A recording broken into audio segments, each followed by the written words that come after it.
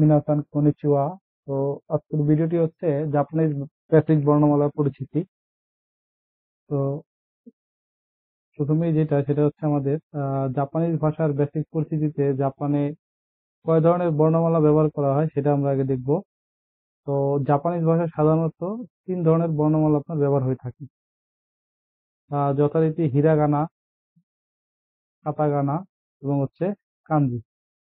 এই 3 ধরনের বর্ণমালা জাপানে ব্যবহার হয়ে থাকে। তো প্রথমত আসি আমরা হিরাগানার পরিচিতিতে। হিরাগানার পরিচিতিতে আমরা দেখব হিরাগানায় মূলত বেসিক বর্ণমালা হয় হচ্ছে 46টি। তো যুক্ত বর্ণ সহকারে মোট 104টি অক্ষর হয় আর কি। বেসিক 46-এর সাথে ওগুলোকে যুক্ত বর্ণ বিভিন্ন টেন অথবা মারু বিভিন্ন রকম আকার ও শিকারের মতো যুক্ত করে এই 46টাকেই 104টা বর্ণমালা বানানো যায়। তো পরবর্তীতে যে বিষয়টা সেটা হচ্ছে জাপানিজ ভাষায় হিরাগানার ব্যবহার সবচেয়ে বেশি হয়।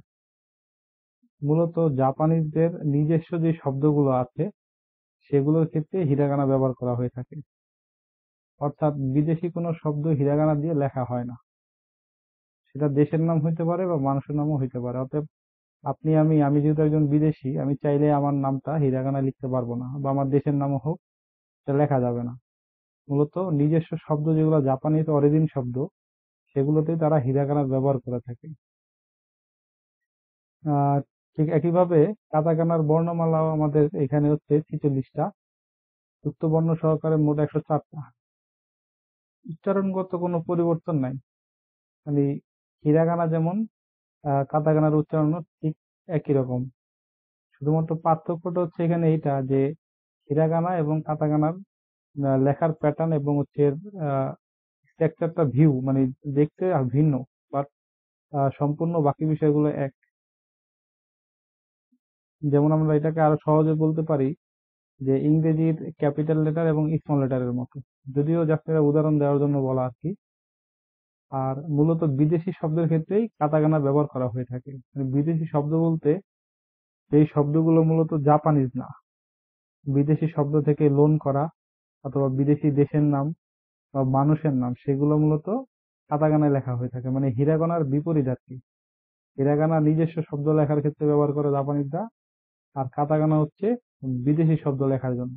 সহজ কথা বলতে গেলে হিরাগানা দিয়ে জাপানিজ দেশীয় শব্দ আর কাতাকানা দিয়ে বিদেশি শব্দের জন্য ব্যবহার করা হয়ে থাকে। অতএব উচ্চারণ এক, বর্ণমালার সংখ্যাও সেম, শুধু লেখার প্যাটার্ন আলাদা এবং ব্যবহারটা আলাদা। এর পরবর্তীতে আমাদের যেটা আছে সেটা হচ্ছে কাঞ্জি। কাঞ্জি মূলত আপনার চাইনিজ ক্যারেক্টার, মানে চায়নারা যে বর্ণমালা ব্যবহার করে ওগুলাকে জাপানিজরা কাঞ্জি বলে। তো কাঞ্জি সাধারণত আপনি ইন্টারনেট বা যেখান থেকে ঘাটাঘাটি করে দেখবেন প্রায় 10 থেকে 50 হাজারের মতো আছে। তবে জাপানিজরা তাদের দৈনন্দিন জীবনের জন্য 2100 বা 2100 প্লাস ব্যবহার করে। তো 2100 প্লাস ব্যবহার করে তার মানে যে 2100 কাঞ্জি আমাকে শিখতে হবে প্রথম থেকে, বিষয়টা এরকম না।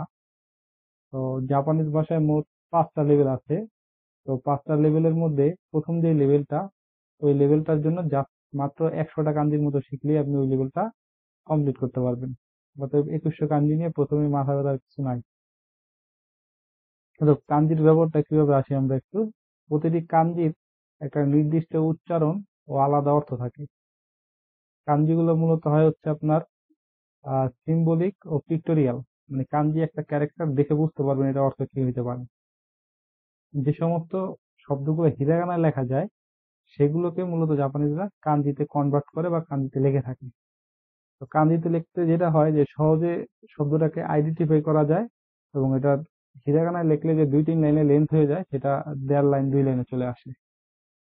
একটা সহজ উদাহরণ যদি আমি দিতে যাই সেক্ষেত্রে আমি একটা উদাহরণ এখানে দিচ্ছি আপনাদেরকে। যেমন এখানে লেখা আছে হিরাগানা। তো হিরাগানা আমি এখানে লিখেছি হাহা ওয়া হানাগাসুকিদের। উচ্চারণটা আমি নিচে দিয়ে দিচ্ছি যে এখানে হাহা ওয়া হানাগাসুকিদের, যার অর্থ হচ্ছে মা ফুল পছন্দ করে। তো উপরের লেখাটা হচ্ছে হিরাগানায় লিখছি।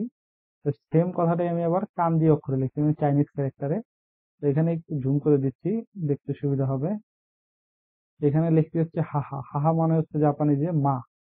আর নিচে যে ক্যারেক্টারটা দেখছেন এটা হচ্ছে এই হাহার পরিবর্তে কাঞ্জি দিয়ে এটাকে প্রকাশ করা হয়েছে। অর্থাৎ এই কথাটা না লিখে জাপানিজরা কাঞ্জি দিয়ে এখানে হাহা লিখে দিল। ঠিক একইভাবে এখানে যে লেখাটা, এখানে লেখা আছে হানা। তো এই হানা লেখাটা ওরা কি করলো, হিরাগানায় লিখতে পারে, আবার ঠিক একইভাবে এটার জন্য কাঞ্জি ব্যবহার করতে পারে। এবং সর্বশেষ যেটা আছে সুকিদেশ, এই সুকিদেশ শব্দটাকেও এখানে কাঞ্জিতে প্রকাশ করছে। অতএব হিরাগানায় যে সমস্ত লেখাগুলো লেখা যায় ওগুলা তারা কি করে থাকে, কাঞ্জিতে রূপান্তর করে নেয়, যাতে করে সহজে বিষয়টাকে আইডেন্টিফাই করা যায়। যদিও অনেক ক্ষেত্রে দেখা যায় যে হিরাগানায় লিখলে সহজ মনে হবে, কিন্তু কাঞ্জি ক্যারেক্টার গুলো লেখাটা একটু ডিফিকাল্ট, যেটা কিনা প্র্যাকটিসের উপরে আপনার প্রচুর চর্চা করতে হবে, তবে আপনি এগুলাকে সহজে আইডেন্টিফাই করতে পারবেন। মানে পিক্টোরিয়াল এইটা, যে হাহা লিখছি আমি, এই হাহাটা কিভাবে আসলো এটা ছবি আকারেও প্রকাশ করা যায়। একটা ছবি থেকে কিভাবে এই কাঞ্জিটা আসছে, এবং একইভাবে এই ফুলটা কিভাবে এই কাঞ্জি দিয়ে ফুল হইলো, এগুলা বিস্তারিত আপনি কাঞ্জি পাঠে দেখতে পারবেন, বা আপনি যখন শিখবেন তো ওইখানে বিস্তারিত ডিটেলস দেওয়া থাকে। তো যার অর্থ হচ্ছে হাহা ওয়া হানাগাসাকিদের, ঠিক এখানে একই জিনিস লিখছি, এটা কাঞ্জিতে লিখছি। যার অর্থ হচ্ছে মা ফুল পছন্দ করে। এই ছিল হচ্ছে আপনার হিরাগানা, কাতাগানা এবং কাঞ্জির বেসিক পরিচিতি। আর যেটা বলেছিলাম যে হিরাগানা হচ্ছে যে নিজস্ব শব্দ লেখার ক্ষেত্রে ব্যবহার করে। যেমন আমি এখানে একটা উদাহরণ দিচ্ছি, যেমন স্বরে আ বা আ হিরাগানায় লিখলে এরকম হয়, আর কাতাকানায় লিখলে এরকম হয়। তো একটা আরেকটা উদাহরণ দিই এখানে, ওয়াতাশি। ওয়াতাশি মানে হচ্ছে এখানে আমি, যার অর্থ দ্বারা হচ্ছে আমি, জাপানিজ একটা শব্দ ওয়াতাশি। ঠিক একইভাবে নিচে আরেকটা লেখা আছে, এই এখানে এই লেখাটা হচ্ছে কাতাকানায় লেখা। এখানে মূলত লিখেছি বাঙ্গুরা দেশু, যার অর্থ হচ্ছে বাংলাদেশ। তো বাংলাদেশ একটি বিদেশি দেশ, যার কারণে এখানে এই হিরাগানার ব্যবহার না করে তারা কাতাকানা দিয়ে বাংলাদেশটাকে লিখেছে এবং আইডেন্টিফাই করেছে। অতএব বিদেশি যে কোনো শব্দের ক্ষেত্রে তারা কাতাকানা ব্যবহার করবে, এবং নিজস্ব শব্দ যেগুলো জাপানিজ অরিজিন সেগুলোর ক্ষেত্রে হিরাগানা ব্যবহার করবে।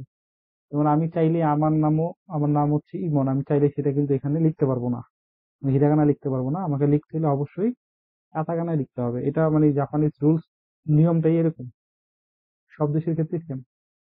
অতএব আমি আরেকবার রিভিউ যদি বলি, এগুলোকে শর্টকাট একটু রিভিউ দিয়ে দিচ্ছি।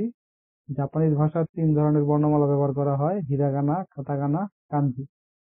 হিরাগানার বর্ণমালা 46টা, যুক্ত বর্ণ সহকারে 104টা।